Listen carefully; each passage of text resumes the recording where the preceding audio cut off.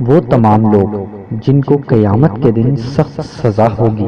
نبی کریم صلی اللہ علیہ وآلہ وسلم نے فرمایا، 3 لوگوں کے بارے میں مت پوچھو کہ ان کو کتنی سخت سزا ہوگی۔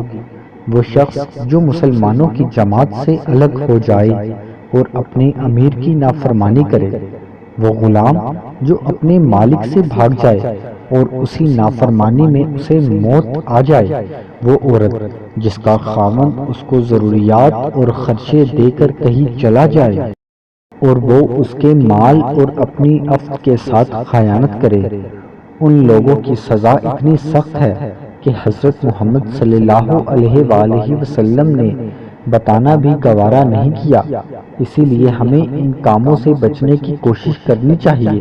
وہ عورتیں جن کے خاوند موجود نہیں، وہ اگر اس سے پہلے کوئی غلطی کوتاہی کر چکی ہیں تو اللہ پاک سے معافی مانگے اور اس کے بعد کوئی غلطی نہ کرے۔